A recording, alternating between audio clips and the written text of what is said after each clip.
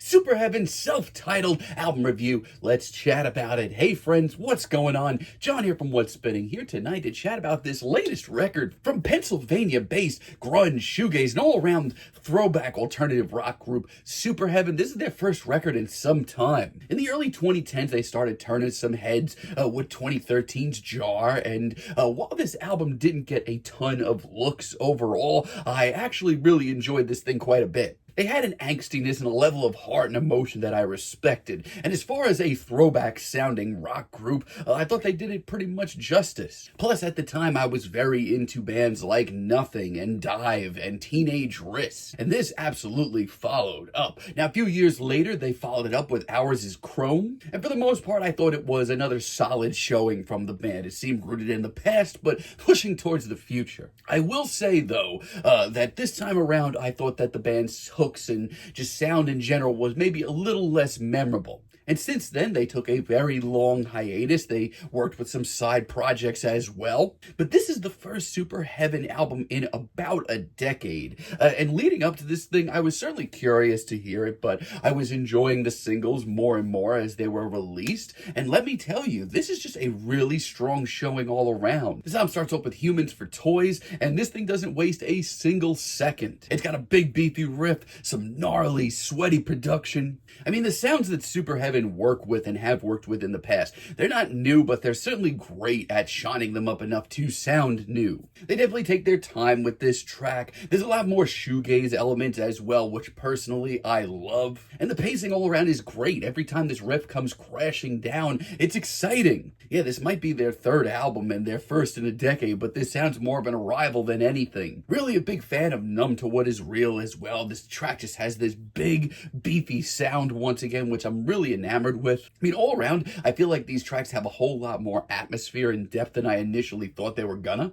because this is just a hazy sonic blast of thunderous riffs and emotional vocals. Now, Superheaven have always been ones to kind of wear their heart on their sleeve. They will let you know what they are feeling, but with that, the hook is really memorable. The riff is too. It's a hell of a sound. Really love Cruel Times as well. This one's a little bit more sluggish, a little bit more rough and tumble. It has nods from everything from emo to post-hardcore.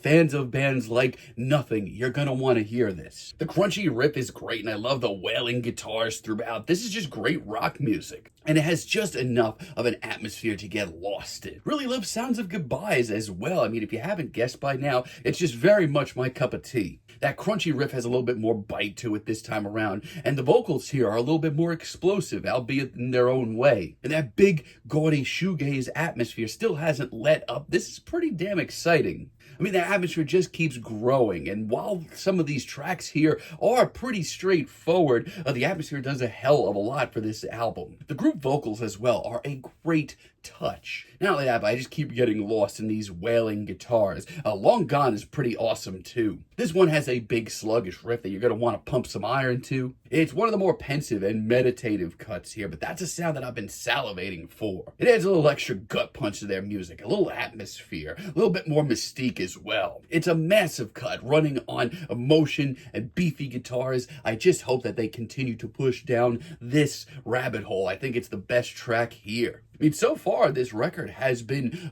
pretty damn consistent, albeit these songs are a little straightforward. I respect a lot of this record. However, I will say this. Late in the record, they do drop the ball just a little bit. Like Next Time, for example, this is one of the gnarlier and spacier, dare I say, psychedelic-sounding cuts here. But of all the vocals that we've gotten so far on the record, these are the worst set of vocals we've got so far. It's an album that runs on emotion, and I'm all for that, but here things get way too melodramatic really fast. And you can argue that a bulk of the elements that make up this track are things that I've enjoyed about this record in general. But with these vocals really not hitting as hard, this thing crumbles really fast. And the curtain as a finale, I mean, it's not the worst thing here, but man, it's just such a middle-of-the-road finale. I do like the intensity here. The pounding drums are great. That soaring riff is really exciting too. but I feel like this track's almost a little too sunny. It's definitely one of the more kaleidoscopic tracks sounding here. The atmosphere just kind of doesn't show up on this track, and because of that, the vocals get a little less exciting. I mean, this has been such a consistent record so far, and hearing this as a finale, is it the worst track here?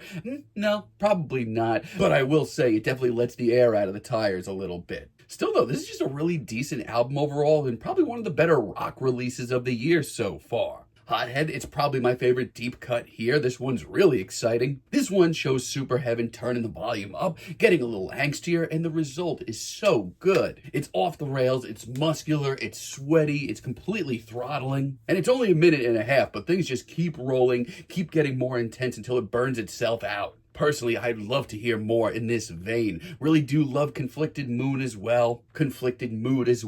These slower, more pensive cuts. Yeah, let me hear more of that. With that, we also get a much drearier, much more sorrowful atmosphere. And they really do let this track breathe quite a bit. As far as this track is concerned, for the first half of it, it's mostly an instrumental. But because of that, it's so much easier to take everything in and get lost in every instrumental here. It's just really well done. If they want to go for this more tragic sort of shoegaze, I'd be all for it. And Stare at the Void is so good as well. Once again, this is a much more pensive sounding cut. The dreary guitars, the chugging riff, this explosive chorus that every time it rolls around, I just want to belt it out. And like I said, yeah, some of the tracks on this album, including this one, they're a little bit more straightforward than maybe I'd like to hear. But in a way, it's also one of this record's best qualities. It's so easy to just jump in and get lost in these tracks. I respect that. So yeah, Superheaven are certainly back. I mean, it's almost been a decade, but their sound just sounds much more atmospheric and beefy and more shoegaze heavy in general. And that's a sound that I think that they pull off really well. Is this the most